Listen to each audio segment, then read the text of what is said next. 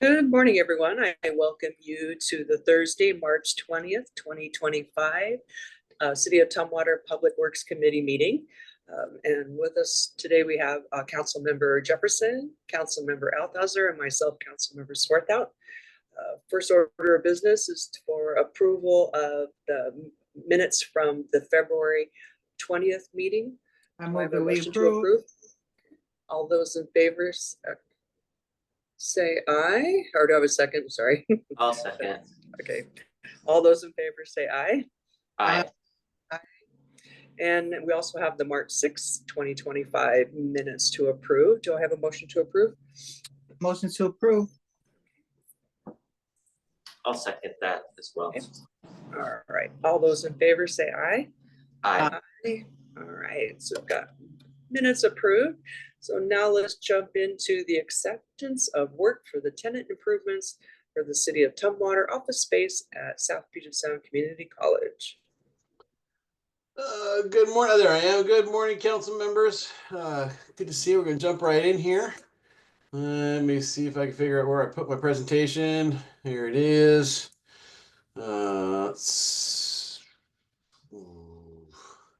They have changed this program around a little bit. Oh, there we go. Okay, here's what I'm looking for.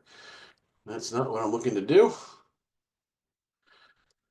Bear with me 1 second while I share this video and look for the PowerPoint we're sharing. I don't think you see the screen. I think you see. Your presentation mode is on. Yeah. Okay.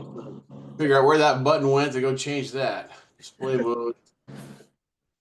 If I remember correctly, who's down here?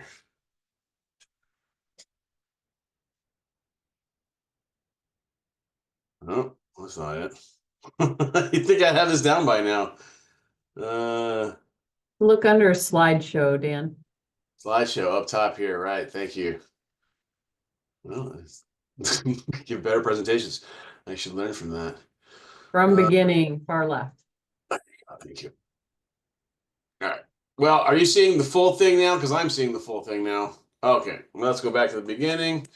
Yes. I don't need my notes, so let's hope I didn't put anything important in there that I wanted to say. So we're here for the acceptance of work for the tenant improvements of the water resource space at offices at SPSCC. This was really a fun project to work on from the beginning. This is a unique project for us to work on from the beginning. So there was a lot of learning as we went through the, all the various steps when we began this back with, feels like an eternity ago back in 2023. Didn't know really kind of what we were looking for until we started to get out there and understand really kind of all of what it took to get engaged with this project. We requested and you all approved an overall budget of $500,000, which really included the whole gamut, the architecture, the construction, and the complete furnishings of our office. And so, we got on this project. It took about 1.5 years, I want to say, almost just under a 1.5 years. We moved in May 20th of last year, Public Works Week. So it was a really busy week for us, as you can imagine, because we also host a celebration for all of our teams down at the historical park. And really the best part of it is we moved in on time. I think maybe a week after we had originally planned, after the bids went out, and the whole project, start to finish, actually came in about $85,000 less, than we had thought it would. And so, that also told us we did a pretty good job of estimating, if not conservatively, for this project. Let me go back again. We have all these partners there. I just kind of wanted to highlight there. We couldn't have done this without South Puget Sound Community College making the offer. As we were looking at the very limited office space, you'd think that, given the pandemic and the amount of office space that is available out there, for folks that are now doing a lot of remote work, but our office size, 2,450 square feet, is really, it's the middle of what's available out there. You either have smaller offices or you have large state level offices. Oh, keep hitting buttons. And so it was really difficult to find. And Puget Sound, South Puget Sound Community College, just made an open comment that they have a lot of students taking remote classes, and so there's some availability in their buildings. And what would we think of this? And it was an incredible opportunity for us, not only because of the perfect sizing of the space for us. But the access to students, we've long needed an internship program to help develop future cohorts of environmental scientists. But also the access to the river. As you probably know, Percival Creek, one of the tributaries to Puget Sound that we do a lot of work on. And we have the Sap Road culvert. We have the Somerset Hill culvert project that's in the works as well. And a number of others. Sap Road Park, where we've done a lot of restoration over the years. That all involves Percival Creek. And so having Percival Creek run literally right past our door, so to speak, gives us kind of a working lab and is a really strong connection to the mission of our work that we do for the city. J.A. Morris, another consultant, Swallowing Walk Architects, were fantastic to work with. And we were even fortunate enough to include some work from Windfall Design. Who as we started with 2 classrooms, a couple of small 10 by 10 offices, and a utility space between the 2 classrooms that pretty much looks the same, with the exception of now it has a nice refrigerator and a dishwasher in there that our employees get to use for some break space. But it took a lot of work. We had to essentially rip these down to the bare girders. We've got, I don't know if you can see. Let's see if I can grab myself a laser pointer over here. Is this it? Yeah, there we go. You can see kind of we had infrastructure inside the building, such as this vent hood. So these were science classrooms that we were taking over on the one side, and they run the whole length of the building. On the other side, we had the nursing program that was in this building number 32. So basically tore it out, ground up, and got us into where we needed to go. Turned it into this space. Really functional office space. We brought some, neat design elements into it and kind of the carpet features. And I mentioned working with Windfall Design to bring in some sustainable, the concept of sustainable reuse for wood products and things like that too, which is pretty neat. I boast that we have the best conference room in the city. So if you haven't been out to South Puget Sound to our space yet, come on out and check it out. This picture, I realized I don't have a lot of after pictures. I have a lot of before pictures, a lot of construction pictures, but not a lot of after pictures. So thanks to Bonnie for taking a couple of these pictures. But our conference room now has plants and has a Tumwater sticker back over here on the wall. So no matter when we're doing our meetings in here, you can always see. We're representing the city of Tumwater in a couple of large monitors on the walls as well for us to host digital meetings and be able to see no matter where you're sitting at that table. It's a long table for folks to sit at, and plus, which I don't have a good picture of. I didn't have a good picture of but we have a large workspace for our staff to come in out of the field to plan for doing field inspections or other projects that they're doing out there in the world. Water quality testing. We have a whole, we converted one side of the classroom using a lot of the existing features, such as their countertops and the existing sinks, to create that workspace that we need, to make this kind of a full stop shop for us. And as you can see, on our wall down here, as you walk in our office, you can see the Salish Sea. Tumwater is highlighted down here at the bottom, and it brings us kind of that bigger connection to the larger world that we work in. We're on the map now. So if you haven't been out to our site, there's 3 parking spots around our building. We have no parking at our actual building, and so we encourage folks to park in one of these 3 spots and walk over. It takes less than 2 minutes to get to the space. Building number 32, right across from the soccer fields. Certainly waiting for them to reconnect and play some soccer out there. So after works on those days become a little bit more enjoyable. Get to watch the soccer game. But we're listed on all of their mapping now too, so you can see our building. If you're coming out and you're not quite sure, remember which building we're at. They have on all of the signage. They have listed as the City of Tumwater Water Resource Sustainability on the map. So financial summary, this is why we're all here, to accept the work is complete from J.A. Morris. As I mentioned, this was a kind of an all-in-all bucket with the $500,000.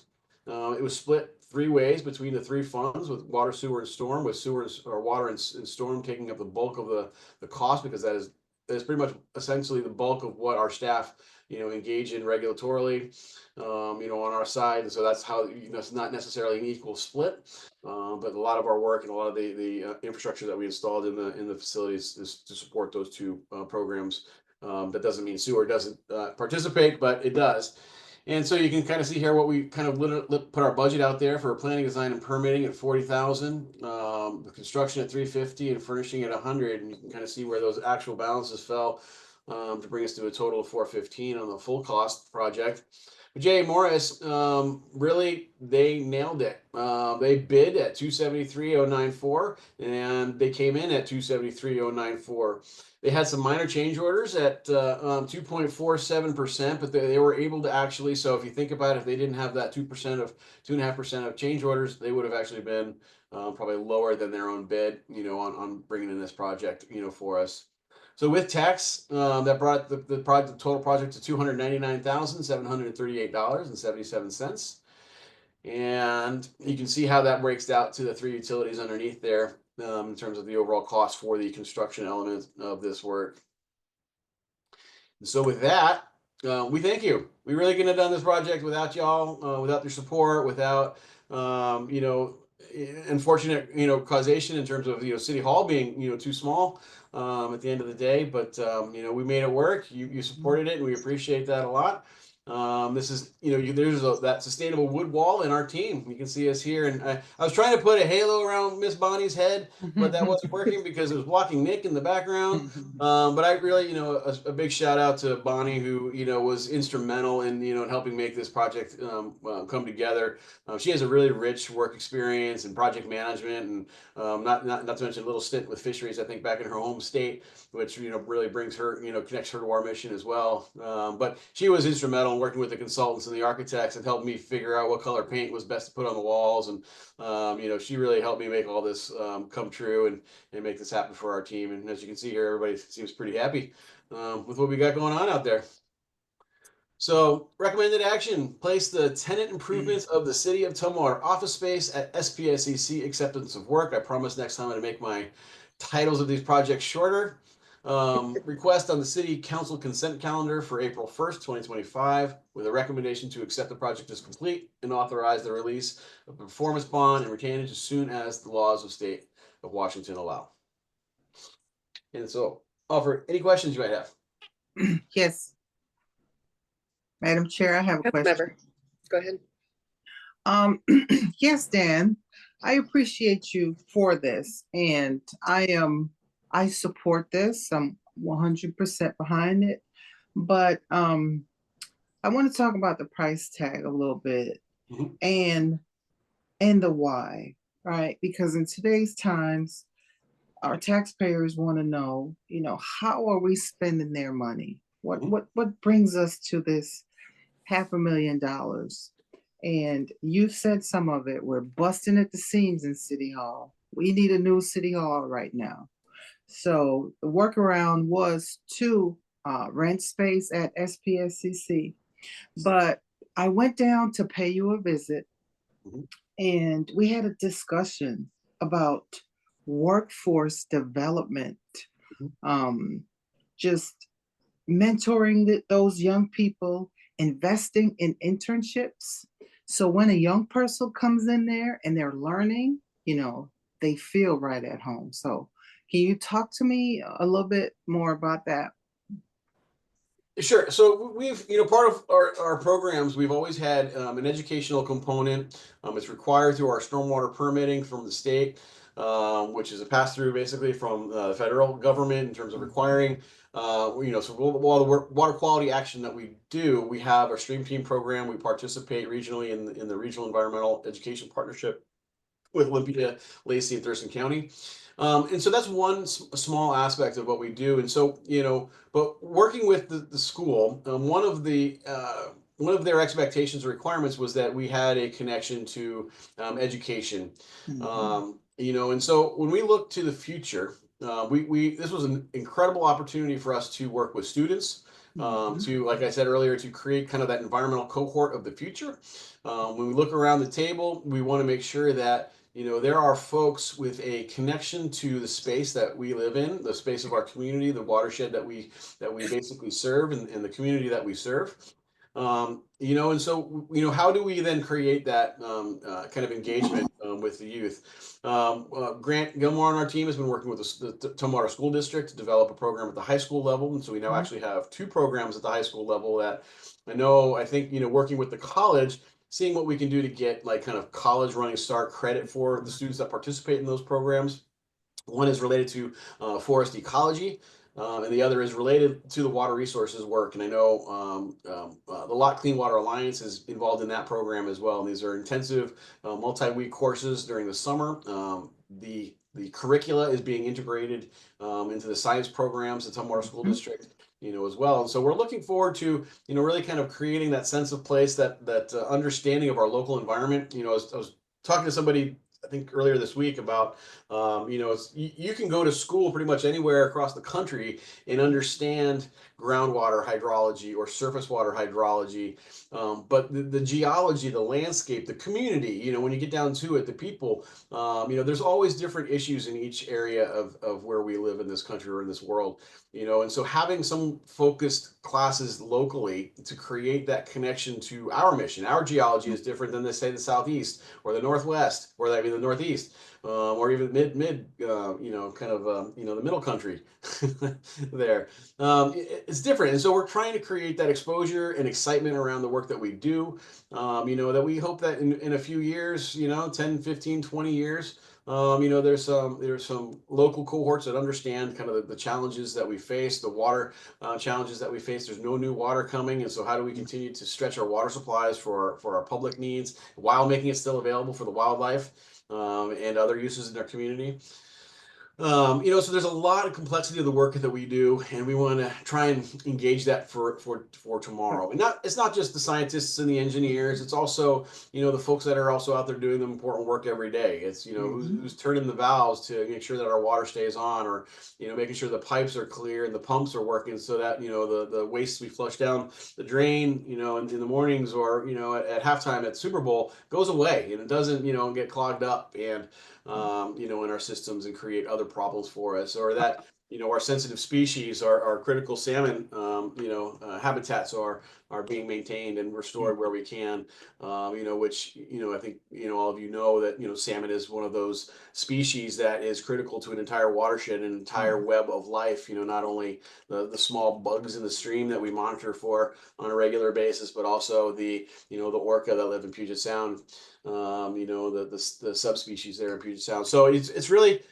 education lays that foundation for it all, and having that connection to students that we can work with, at, like I mentioned earlier, having that living lab, you know, the working lab of Percival Creek running right through the heart of the school, where we can work with the students, and have them practice water quality testing and engage with us on, you know, how to monitor for bugs in the stream, and how that, you know, protects or helps us understand how stream health, you know, is available for the biodiversity of those systems. Thanks, Dan. I know we have more items on the agenda. I just You wanted got to, you know, You got me going. right. Thank you very much. Yeah, Michael's got a getaway time at 8:30, so Oh, sorry about that, Councilmember. no worries. But yeah, I really appreciate this work as well. The office is beautiful over there. Been over there a couple times. Had some meetings over there, so it is really, really nice. So I wonder if Parks and Rec will be able to come in under budget. Now, it seems like we're creating these little satellite offices around town, so hopefully they can come in under budget as well when they move off campus. Chuck does good work, so I would Yeah. bet. So we do have a recommended action. I do want clarification, is on the information that was sent to us. It looked like you wanted to put it on the April 15th consent calendar, Yeah, that was an or oversight on April 1st. back and forth. This is We do April have a 1st. meeting on the 1st, so I just wanted to, should we clarify that you want it on the 15th, and when we read the motion again? No, it'll be on the April 1st. So we do have a meeting. You want it on April 1st? Okay, all right. All right, so we have no further questions for Dan. Then we do have a recommended action before us to place the tenant improvements of the City of Tumwater office space at SBSCC, acceptance of work requests on the city council consent calendar on April 1st for 2025 with a recommendation to accept the project as complete and authorize the release of the performance bond as soon as the laws of the state of Washington allow. So moved. And I second. All those in favor say aye. Aye. That is passed. Thank you so much, Dan. All right. Okay, now we are moving on to item number, we're accepting more work. Here we go. Acceptance of work for the Palermo Security Fencing Replacement Project. Apparently, we've been very, very busy with lots of work. So that's a good thing. Morning, committee members. Haven't done this for a little bit, so let me share my screen and get to my presentation.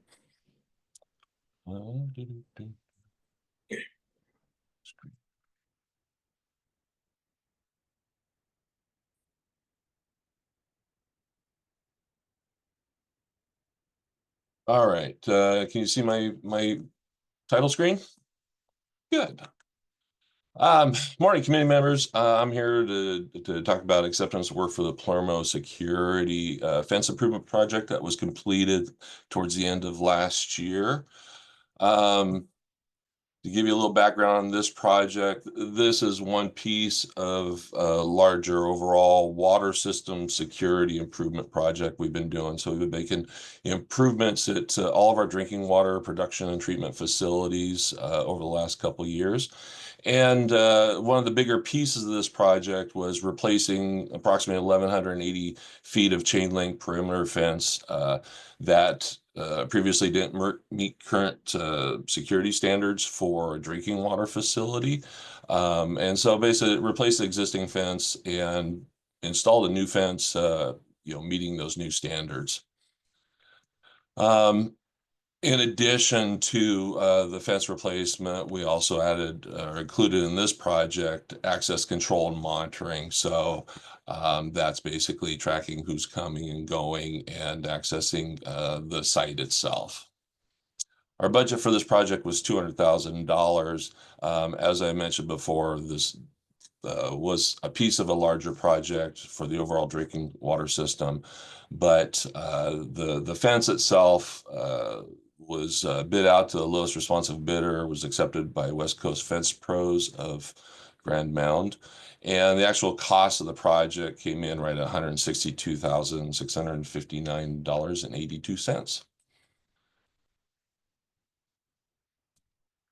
So just to kind of give you a few pictures to look at of what we did. So, replacing a fence sounds like a pretty simple task to do, but when you're working with security, protecting the drinking water facilities, there's some additional challenges that go along with that. So as I said before, the standard for fencing requirements around drinking water facilities is a little bit more extreme than, other city type facilities. Mostly, this is the height of the fence, but there's also several other additional improvements that are part of that help protect those facilities. And this is just a example of the construction of the actual placement of the fence. And like I said before, maintaining security while you're tearing the old fence out, putting the new fence in is challenging. So you can see in these pictures where we actually had to put a temporary fencing up around the perimeter of the facility while the project was underway to help just protect the facility while the construction was in process. So a couple before after photos, the previous fence, the standard 6-foot chain link fence, as you see in most of our facilities on the left, was replaced with an 8-foot chain link fence. And like I said, many other standard improvements as part of that detail for drinking water facilities. So a little bit higher level security for that type of facility. And again, another example of the old fence on the left of the picture. That fence is, many, many years old, and, it was due for replacement. We took this opportunity to improve the fence to current standards. So you can see a little bit different, with the new fence on the right, with the concrete foundation and footing around it and several other things you might be able to pick out. So along with this, this project, as I said, we added control access and monitoring. So this is tracking the comings and goings of people on the site, as well as other pieces of this project that weren't included in this contract, but are part of the overall security improvements that have been completed at all of our drinking water facilities. Included improved security measures like video surveillance, monitoring, notification, door locks. For this fence project specifically, when we replaced this fence, we made some adjustments also to benefit the community, improve access to the adjacent wetlands in the area, to create opportunities for outreach and education. So, you know, we're protecting our facilities, but we're also being mindful of how can we benefit the community, provide access and opportunities for, you know, volunteer projects, habitation, wetland habitation, education, outreach, those type of programs. So a very short presentation, make up some time. The staff recommendation is to place the Palermo Security Fencing Replacement Project acceptance of work request on the city council consent calendar on April 1st, 2025, with recommendation to accept the project as complete and authorize the release of the performance bond and retainage as soon as the laws of the state of Washington allow. And I'll make the same clarification that Dan had on his request. I think in our original committee packet, it referenced April 15th, which was an oversight on our part. And I do clarify that we'd like to place it on the consent calendar for April 1st. Thanks, Steve. And any questions? Yeah, do we have any questions for Steve? Go ahead, Councilmember. No questions, just Okay. a comment. Okay. Thank you for your work with this, and no questions again. This is just necessary mitigation against threats that we are facing. So just thank you for this, much needed. And you know, it's a shame that we have to do this, but we have to protect and defend our water. So thank you so much. Yes, thank you. And I just wanted to add a comment and talk about protecting, defending our water. At the not this current biennium, but the last biennium, you approved a portion of the rate increase was for security at our facilities, and so we continue to utilize those funds every year, you know, as a percentage of our overall revenue to ensure that we have this revolving fund to ensure that our securities are protected. So, you know, that makes that connection back to, you know, what we were talking about earlier about, you know, how the revenues and the rates and how the money is being used for our facilities or for our community. And so this is one really good example of that work. So that's what I just had a question. It's been a while since I've been on a ride along. So do we have this type of fencing down at because the other site is what, down by Bush Middle School? Isn't that one of Yes. the major sites? Does this have that that type of fencing as well? Yeah, this was the really the final largest Mm. piece to bring those fencing requirements to current standards. So all the other facilities have been completed. Super. Okay. Well, good work. Thank you. Bringing it in under budget again. Thank you. So thank you. All right, we do have a recommended action before us. If I need to read it again. So moved. Okay. This is Angela. I second. All those in favor of the recommended action, say aye, please. Aye. Need more coffee, Michael. All right. Thank you very much. Thank you for that work on that project. Now we're moving right along to our next item on the agenda. Here we go. We are looking at the Schedule 74 design agreement with Puget Sound Energy for Old 99 Highway 99 and the 79th Avenue roundabout. Good morning, everybody. Today, we will be discussing the PSC Schedule 74 design agreement for the Old Highway 99 and 79th Avenue roundabout and frontage improvements project. The Schedule 74 design agreement is for the undergrounding of PSC facilities within their project limits. Just some background for the project as a whole. The project includes the design and construction of a roundabout at Old Highway 99 and 79th Avenue. This roundabout is in support of the proposed operations and maintenance facility at the intersection of Trails End Drive and 79th Avenue, and is consistent with the Old Highway 99 corridor study. This project also includes frontage improvements for both the operations and maintenance facility and the Trails End Park, as well as on 79th Avenue, as well as on Trails End Drive.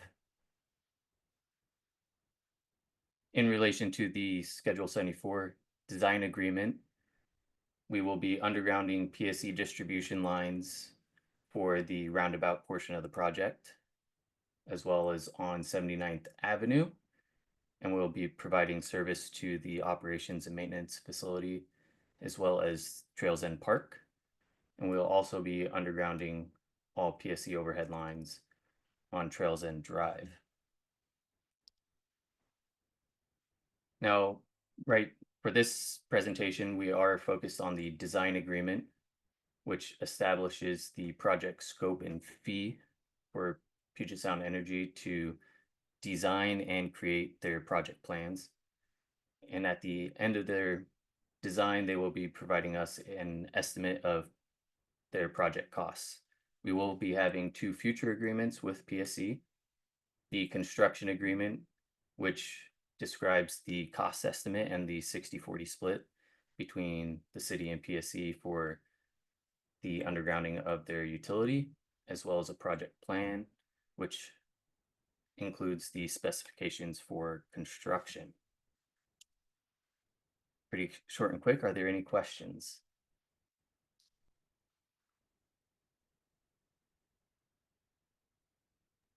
Hey, Angela, do you have any questions? No So, questions. okay. So this is, I'm just thinking it's been a while since we've seen this as far as process or progress on heading towards when we'll be actually be able to break ground on this project. So this is how far we're still a bit away. So. Our construction plans are pretty close to being done, but there are some negotiations for right of way with the port and nearby pick and pull property. So Okay. not sure on the timeline of either of those, but we're hoping to be in construction, I believe, for the roundabout portion next year. And I appreciate this too, that this is what shows like how our projects, when we do projects, we try to underground as many utilities as we can, like Israel Road, is that correct? That we, Yes. and then, yeah, and the roundabouts on Capitol. So anytime we have the opportunity, so we try to underground. Exactly. Okay, perfect. All right. Okay, Angela. So we do have a recommended action before us to place the Puget Sound Energy Schedule 74 design agreement on the April 1st, 2025 City Council consent calendar with a recommendation to approve and authorize the mayor to sign. So moved. I'll second. Okay, go ahead. All those in favor say aye. Aye. All right. Thank you so much, Joseph. Now we're moving on to our next one. Let's see, we have our next one up will be the construction contract with Northwest Cascade Incorporated for the Linwood Avenue Sidewalk, Susitna Lane to 2nd Avenue project, request for additional construction funds. All right. Council members, Colby, how's everybody doing? good. Oh, good. All right. Yeah, as you mentioned, here to present today about the Linwood Avenue sidewalk, Susitna Lane to 2nd Avenue project. More specifically, looking to request additional construction funds so we can finish the project as a whole. I'll get to that here in a second in a couple slides about our construction schedule and where we're at overall. But before we do so, kind of go through and remind everybody what this project consists of. So to the right here, if everybody can kind of see that, you can kind of see the extent of the project. We're going from 2nd Avenue to Susitna Lane. This project ultimately was addressing multimodal improvements, more specifically pedestrian facilities. There were some segments along 6th Avenue, 7th Avenue, and Linwood Avenue itself that did not have sidewalk that existed. So we were constructing infills within those limits. And then we were also going through and improving all the sidewalks through the limits of the project as well. So a lot of the sidewalk that existed was 4-foot width, and we increased those widths overall to 5 feet. And also updating all of our curb ramps as well through that. So bicycle facilities are being addressed as well. So maintaining those bike lanes that were in there, making sure they're consistent width. Previous to the project, there were some inconsistent widths through there. We also constructed some traffic calming measures where we're doing some new bulb outs on 5th Avenue and 6th Avenue. The project also consists of roadway improvements, so ultimately pavement repair. This roadway is in fairly poor condition. I'll kind of get to that here in a little bit as well. Kind of talk through that. But we're going to do asphalt grind and inlay. Overall too, to resurface the project as a whole. You can kind of see that in the gray shading in the exhibit to the right there. We also did some Lake Park Drive intersection improvements. So we added a new crossing with a new infill along Linwood Avenue from Susitna to Lake Park Drive of sidewalk on the south side there. There's a new crossing through there. We added pedestrian refuge, a dedicated right turn lane.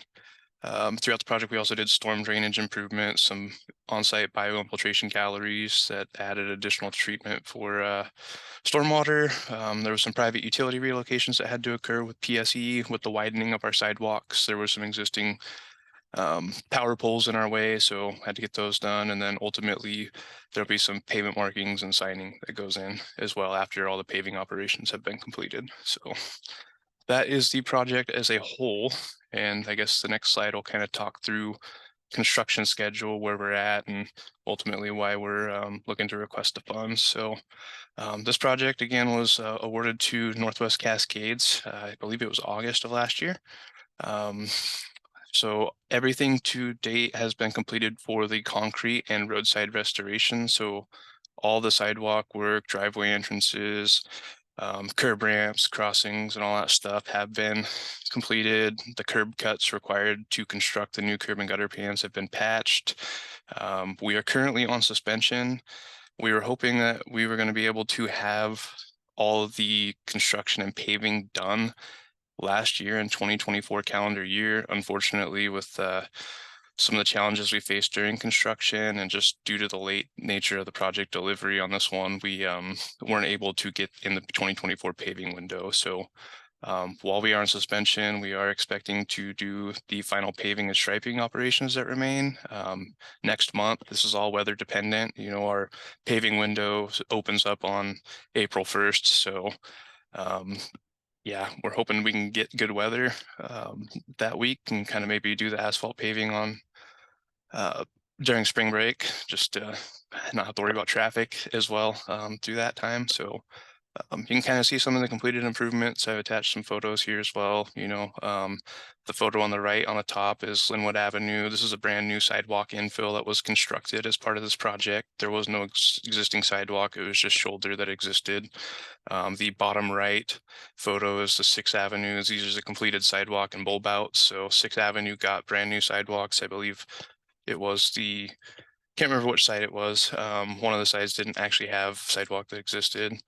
And then the photo here on the left bottom is the Lake Park Drive improvement. So that in the beyond portion past Lake Park Drive, you can kind of see that new infill that was constructed as part of this project as well for a sidewalk that did not exist either. So I guess here's the meat and potatoes of why we're here today. So construction cost increases, want to talk through those and why we are requesting additional funds. So to date, we are on budget with kind of what was anticipated for this project, but we actually, during the project, when we were constructing it, we did not have 7th Avenue intersection improvements on the plan set. During construction, we discovered that Intercity Transit had an interest to moving their route to 7th Avenue.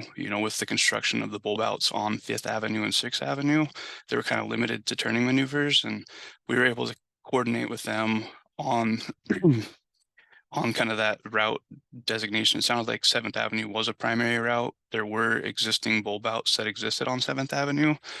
In coordinating with IT, we were able to incorporate a hybrid design and added that to the project, so we could actually relocate their route to 7th Avenue.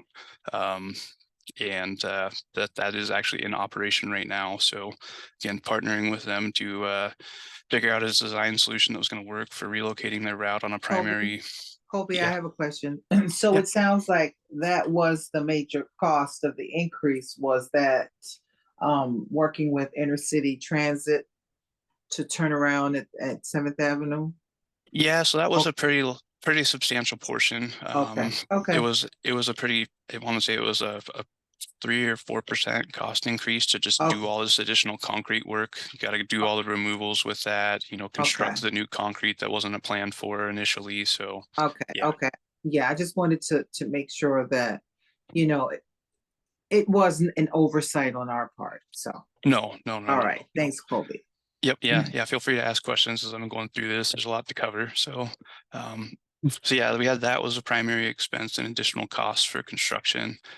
We had some additional roadside restoration we had to get through, working with property owners on what they wanted restored for, how they wanted their lawn or properties restored after we got through construction.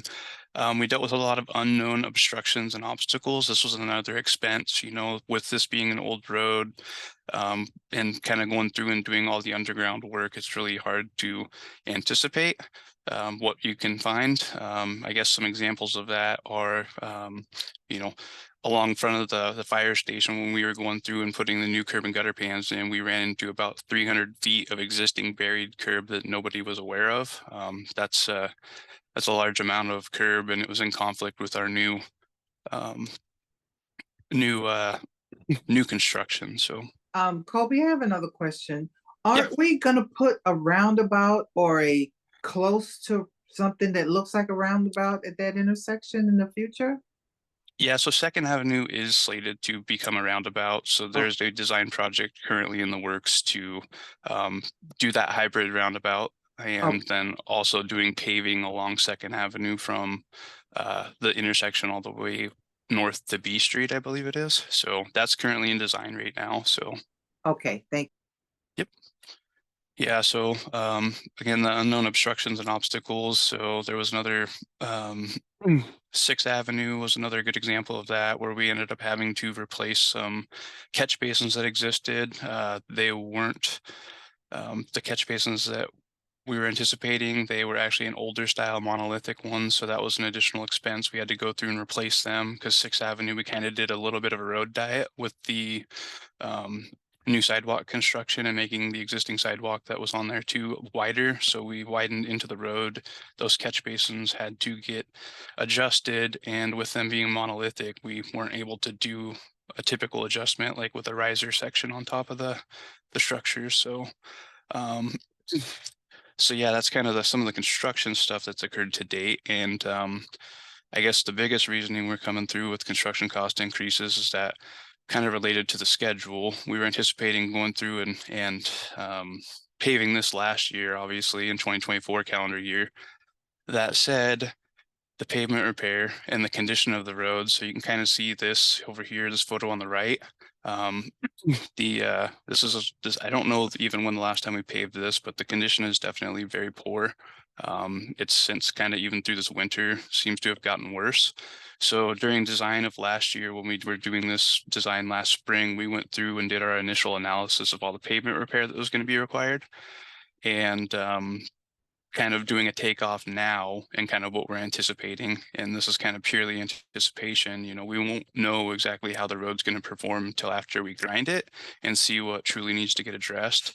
But doing our worst case analysis on this and kind of what we're anticipating with the current condition of the road, that's the primary driver for this construction cost increase. And the construction fund is kind of having this will give us the buffer we need to deliver the project. You know, some of the nature to truly address these pavement locations is going to require a little bit more extensive nature. We might have to dig down further. Obviously, the limits have increased quite a bit from when our initial analysis was done last year. There's probably going to be some base repair that's required as well. So we'll have to do more than just digging out the asphalt and maybe potentially do some subgrade preparation as well. There's evidence when we were going through and doing the curb construction that there was some underground water, and it could be due to the full depth cracking or possibility of some other issues that we won't know until we kind of investigate that further. So yeah, again, this is kind of the photo right here on the right of the pavement deterioration that has occurred. This is pretty consistent through a lot of the segments of Linwood Avenue. And then you can kind of see a photo down on the left, bottom left, of the completed intersection improvements. So current construction budget status, again, this project contract award amount was awarded to Northwest Cascades Incorporated in the amount of $1,451,572. With the standard 10% change order authority allowed to us for Tumwater Municipal Code, we can expend up to $1,596,729. And then with this increase request, if approved, would allow us to have authority to expend up to $1,741,886. So we aren't projecting to, with the analysis of the pavement repair that's going to be required to, again, truly address this road and get the design life that we need for this pavement surface and hopefully last us 30 years, we're definitely anticipating to spend over 10%. Due to the nature of not knowing until we actually uncover it. We don't know exactly how much we will be over 10%, but we are confident we will be able to deliver this under 20%. No ifs, ands, or buts. And then I guess with this, so the project budget fund allocation, just wanted to be clear that the overruns for this additional request will be funded through the transportation CFP. Again, here's some photos during construction, a before and after of Susitna Lane to Lake Park Drive. So the bottom left photo is looking east, and then the bottom right photo is looking west. So that's kind of the completed construction that occurred for the new sidewalk infill through that segment. I guess with that, I'm happy to field any questions either of you have. I do have some questions back to that other slide. This one? The one that's for the last one you just showed, with the new sidewalk that we added. Okay, yeah. You can see it, I hope, right? Let's see. Does it come back up? There we go. Yeah. Let's see. So I can see, so where's the bike lane going to be on where the newly constructed, is there space? It just seems so narrow in there. I've driven through there and I was just curious, where are the kids going to be up on the sidewalk, or is there going to be a parallel? Is there room for? So there's currently not a room for a bike lane, so we just maintain the existing facilities for bicycles. The bicycle lane ended at Lake Park Drive. We actually now, I think it goes to Pioneer Street on the north side of 7th Avenue. And then it actually begins at Lake Park Drive going east. So I don't know what the future plans are, being on the construction side through this segment. I'm assuming in the future there is some expansion that will occur to those facilities, but. Okay. So at this time that they'll be using the sidewalk. And then too, I was curious too, when you're talking about, because it seems like it's really wet in there. So I was wondering if that was some of the construction issues that you're anticipating coming up, how damp it is in there. Yeah, there's, that, and that's, so there is evidence with the pavement condition that there is definitely some subgrade failures. And like I said, during construction, we did encounter some underground water. So that's kind of indicative. That's why the pavement is failing. There's some pumping of the subgrade that we're going to have to address as we kind of remove pavement and, like I said, investigate when we're going through construction. So, yeah. So that is one definitely concern we have, and kind of, we got a game plan to kind of over excavate that, bring in some more base rock, and then pave on top of it. Okay. And so the goal is, it sounds like you're aiming for spring break, which is coming up here real soon, the first week of April. Are we doing are they ready to go, or are we doing the work? Who's doing the construction then? Yeah, so that'll be Northwest Cascade. It'll be their Mhm. subcontractor. Miles is their paving. I Mhm. don't know who their planing subcontractor is, but it'll be our contractor doing all the work. And Okay. looking at the schedule ahead and the timing of, this, whether or not this gets approved, it's not likely it will be spring break. Okay. It's not going to be. It'll be a little more challenging to have to deal with the school buses and stuff, Mhm. when school's back in session, but we can get through it. We were able to accommodate them throughout the construction to date anyways, so. Yeah. Yeah, I have to commend that you're going back and forth through that, forgetting that there was construction there, that, yeah, they were very accommodating. Yeah. Getting people in and out, so, yeah. Yeah, this will be a good project. Trying to make this a little bit safer to navigate through, so, yeah. Good. All right. So, Angela, Councilor, I can go ahead and read the recommended action for us here. Okay. Our recommends to increase the transportation and engineering director's change order authority under Tumwater Municipal Code 2.14.060 from 10% to 20% for the Linwood Avenue sidewalk, Susitna Lane to Second Avenue project, and place on the April 1st, 2025 City Council consent calendar. So moved. I'll second. Okay, all in favor say aye. Aye. We have been busy, you guys. Mm-hmm. More projects to come. So, Definitely. yeah, All right. Thank you, council members. thank you. All right. So we have now reached the end of our agenda. So just checking to see if there's anything else that we need to cover for the good of the order here today. I'll turn my camera back on. There are no additional items. There you go. All right. Okay. All right. Well, then with that, then I will call the Thursday, March 20th, 2025 the City of Tumwater Public Works Committee meeting adjourned. Have a great day out there, you guys. You too. Thank you.